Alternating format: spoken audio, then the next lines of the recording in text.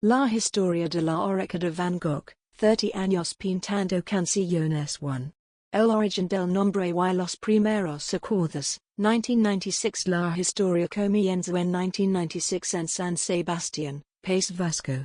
Todo empezó cuando cuatro amigos, Pablo Benegas, guitarra, Álvaro Fuentes, bajo, Xabi San Martín, teclados, y Haritzgard, batería, decidieron formar un grupo. Al principio, tocaban versiones de bandas que le gustaban, como Nirvana o Pearl Jam, en garajes mientras pulían sus habilidades musicales.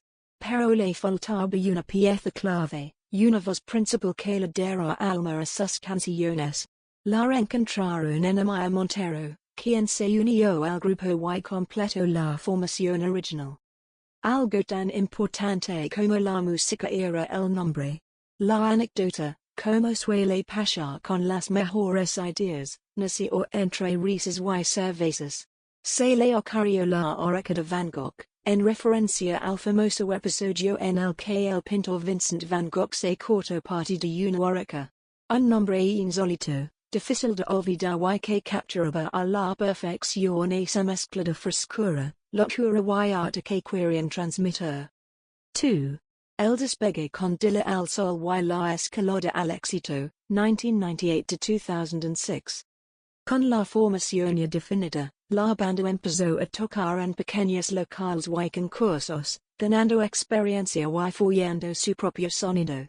El gran salto llegó en 1998, cuando lanzaron su álbum debut, Dile al Sol.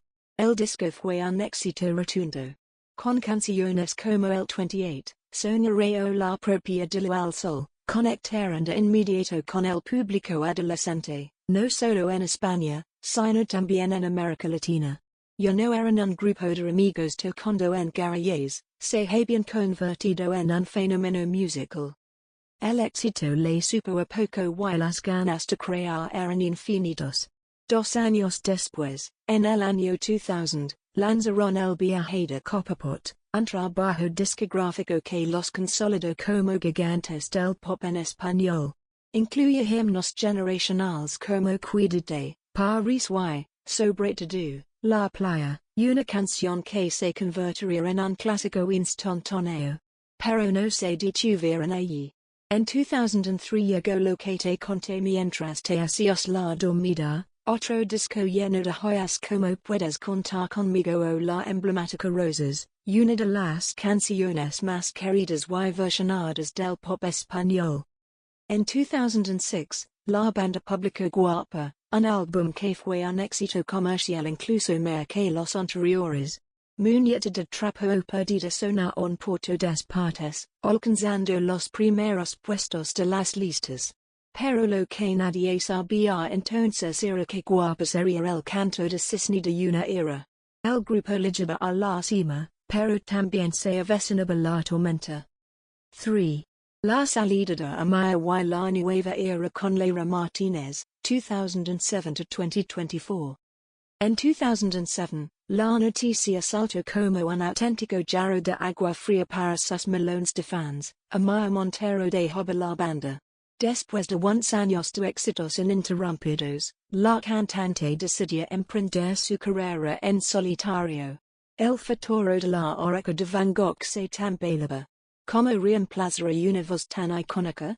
La respuesta llegó en 2008, cuando anunciaron a su nueva vocalista, Leira Martínez.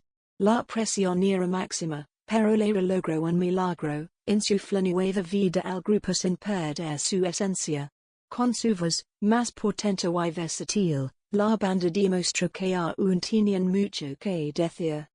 Su primer álbum con Leira, A las 5 en la Historia, 2008, fue un éxito rotundo y incluyó el emotivo tema Jueves, una canción dedicada a las víctimas de los atentados del 11 de marzo de 2004 en Madrid que se convirtió en un símbolo.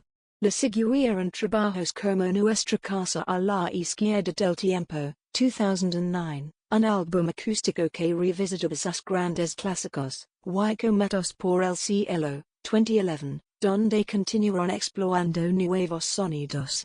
Durante estos 16 años, la banda se mantuvo en lo más alto, con giras internacionales, y dando vida a nuevos himnos como Inmortal o La Niña que llora en tus fiestas.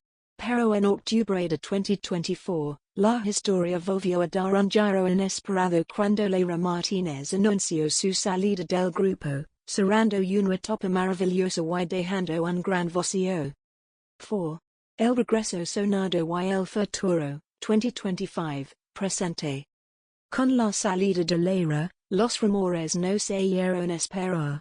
Y un año después, el 15 de octubre de 2025, se confirmó la noticia que todo el mundo esperaba. Amaya Montero regresaba a la oreja de Van Gogh, 18 años después de su marcha. La vuelta de la vocalista original coincidió con el anuncio de una nueva gira, Tantas cosas que contar, que recorrerá a España y otros países en 2026.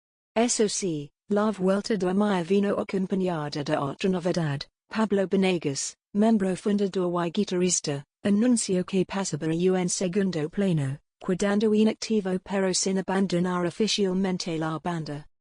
5. Un legado imborrable. A día de hoy, la oreja de Van Gogh se prepara para empezar una nueva etapa, un reencuentro cargado de nostalgia y emoción. En sus casi 30 años de carrera, han publicado 9 álbumes de estudio, vendido millones de discos y se han convertido en un referente del pop rock en español. Su música forma parte de la banda sonora de la vida de millones de personas. Canciones como Rosas han superado las 1,000 millones de reproducciones en Spotify, entrando en el prestigioso Billions Club. Pero más allá de los números, su verdadero legado es haber creado himnos que han trascendido generaciones, demostrando que una buena canción, como una buena historia, es para siempre.